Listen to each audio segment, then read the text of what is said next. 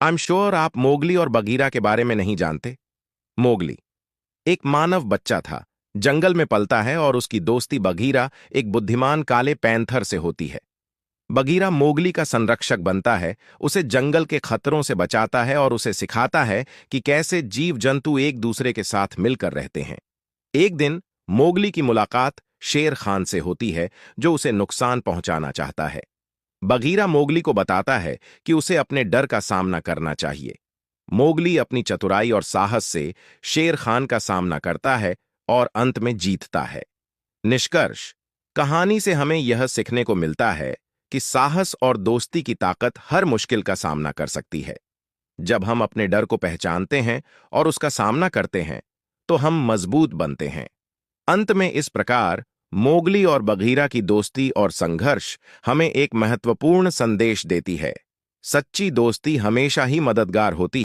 लोमड़ी ने कौवे की ओर देखा और कहा, ओह प्यारे कौवे, तुम्हारे पंख अब तक देखे गए सबसे सुंदर पंख हैं। तुम्हारा गाना भी तुम्हारे पंखों की तरह ही प्यारा होगा। क्या तुम कृपया मेरे लिए एक गीत गाओगे? लोमड़ी की बातों से खुश होकर कौवा अपना गाना सुनाने के लिए बहुत उत्सुक हो गया। उसने तुरंत अपनी चोंच खोली और जोर जोर से चिल्लाया, कांव कांव। उसकी चोंच से तुरंत पनीर छूटकर जमीन पर गिर गया। धूर्त लोमड़ी ने तुरंत पनीर छीन लिया और कहा, धन्यवाद प्रिय कौवा, आपके सुंदर गीत और इस स्वादिष्ट पनीर के लिए। कौवा निराशा से देखता रहा और लोमड़ी उसकी बेशकीमती पनीर के टुकड़े को लेकर चली गई। उसे एहसास हुआ कि चालाक लोमड़ी पर भरोसा करके उसने कितनी मूर्खता की थी। एक बार की बात है, हरे भरे जंगल में एक चतुर लोमड़ी और एक मूर्ख कौवा रहता था। कौवा अपने सुंदर चमकदार पंखों के लिए जाना जाता था, जबकि लोमड़ी अपनी चालाकी के लिए प्रसिद्ध थी। एक सुबह कौवे को पनीर का एक स्वादिष्ट टुकड़ा मिला। वह एक पेड़ की ऊंची शाखा पर बैठ गया और उस पर दावत करने लगा।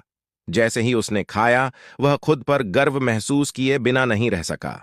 उधर से गुजर रही लोमड़ी की नजर पनीर को मुंह में दबाए हुए कौवे पर पड़ी। उसके मन में कौवे को धोखा देकर अपने लिए पनीर चुराने का विचार आया। लोमड़ी अपनी चतुराई के लिए पूरे जंगल में दूर दूर तक जानी जाती थी और उसने इसका उपयोग करने की ठान ली थी। एक लड़का अपने पिता से अपनी जिंदगी की वैल्यू पूछता है। पिता उसे एक चमकीला पत्थर देता है और उसे बाजार जाने को कहता है, और अगर कोई इसे लेना चाहे तो उसे केवल 2 उंगली दिखाना, लेकिन उसे बेचना मत।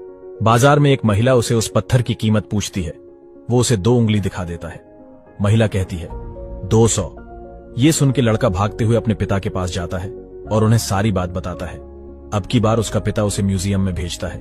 एक आदमी उसे पत्थर की कीमत पूछता है, जो 2 उंगली दिखा देता है।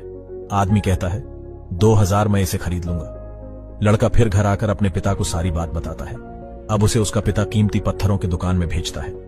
दुकानदार वो पत्थर देखकर उछल पड़ता है और कहता है, इतने सालों से मैं इसे खोज रहा हूं, तुम्हें कितने रुपए चाहिए, मुझे बताओ। लड़का उसे 2 उंगली दिखा देता है। दुकानदार कहता है 2 लाख ठीक है, मुझे दे दो। लड़का आश्चर्यचकित होकर वापस अपने पिता के पास जाता है और सब कुछ बताता है। उसका पिता कहता है, बेटा, जिंदगी में तुम्हारी वैल्यू इस बात पे डिपेंड करती है कि तुम कहां हो। कुछ लोगों के लिए तुम कुछ नहीं हो और कुछ लोगों के लिए तुम ही सब